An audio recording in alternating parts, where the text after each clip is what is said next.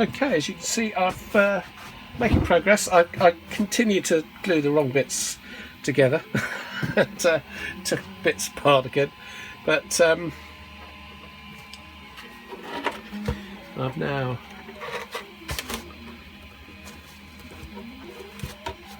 got that together.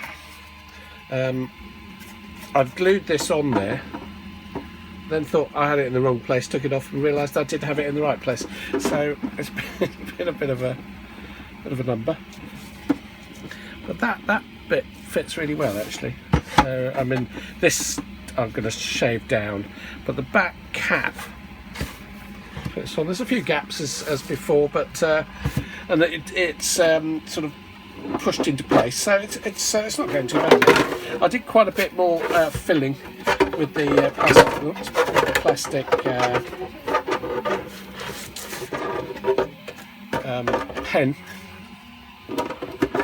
So once that's on, and that does line up rather nicely, that back piece. Once that's on, it's just more filling and sanding and stuff. I don't think I'd get my head in there actually, but then I'm not really having this as a mask. I suppose I could cut back, I could Dremel out that back section, which I think Geoffro mentions if you want to get it to fit your head, which I may do in the future. But so I've just got to probably get inside before I put this last bit on. I'll just fill up some gaps inside with the 3D pen so it's slightly more strong inside. Probably get into that seam down in there, that back one, and the side ones. I think I'll get into those as well. So a bit more, and obviously on the ears, these need filling in, sanding down. But I've aimed to see if at least if I can get these sections to line up, these corners and stuff. If that doesn't quite line in there, you can see. But I can do something for that anyway. Just push that out actually.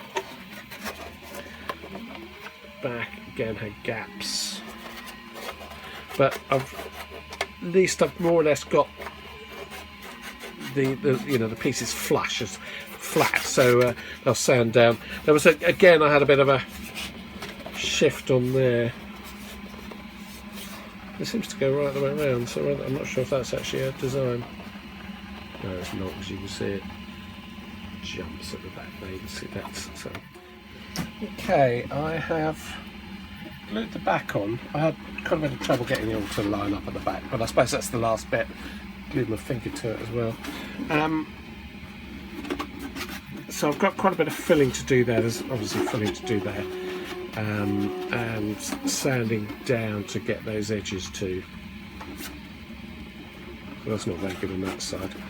And as you can see, it's slightly shifted. So that's really where all the mistakes ended up, if you see what I mean, all pushed to one place. So don't have to re-drill that, but that's going to get covered partly with the bars that come out. I've now gone around all the seams. I'm going to try a file on the back there first, just to get that initial height off it.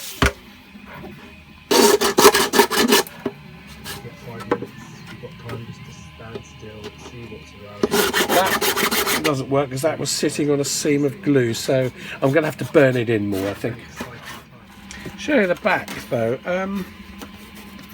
That was me. I filed it down with the file and then circular sanded it with the sandpaper, and you can see a few holes in there, but I think that'll fill up quite nicely with the paint filler. So I think that's not a bad seam actually. So if I can get to that point, I'll put some putty filler on it, and we'll see some spray filler on it, and we'll see how that comes up. But that's not. It's not too bad. I mean, you can see that came off because, as I say, I need to burn the thing into the plastic, but when there's super glue in there, it's releasing some quite nasty fumes, so I don't want to do that. But those edges aren't too bad, and that's just a couple of minutes sanding on that, so I think this is going to come out quite nicely. Obviously I've still got all this to do, so I will continue. So I've been sanding and filing away now for several hours. I've got it fairly smooth all over. I'm quite happy with that.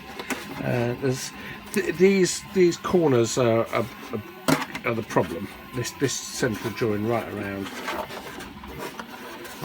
here, because it's a different. You can see it's a different height. It's not so bad at the bottom. They're still right at the bottom there.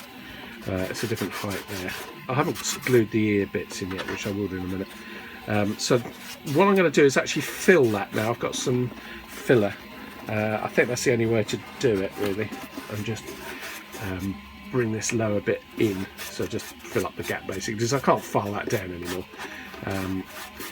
And so once I think that's about the only place I need to put filler. So basically around this whole top section. I'm not too happy with that. I need to get in there a little bit. It's a bit difficult to get into. It'd be nice if that had been a single print to slot in, because you could it would just be easier. I stupidly tried filling it in the gap with the pen. Of course, that just blobbed it, so I shouldn't have really touched it. Actually, I think spray would have probably filled it, so I slightly messed that bit up. You can see slight marks there, but I'm hoping filler will fill all of that. So it's not too bad. I think once I've filled this piece and let that go off, I'm going to spray on an undercoat and in grey, and then I think we'll get a better idea of what it really looks like, and you know what needs doing. So that's as far as I've got at the moment. Well, I've filled with the automotive filler. There's gaps around, or the edging around the top here, and that seems to have. Just got to sand it down a bit more. That seems to have worked rather well. So that's taken out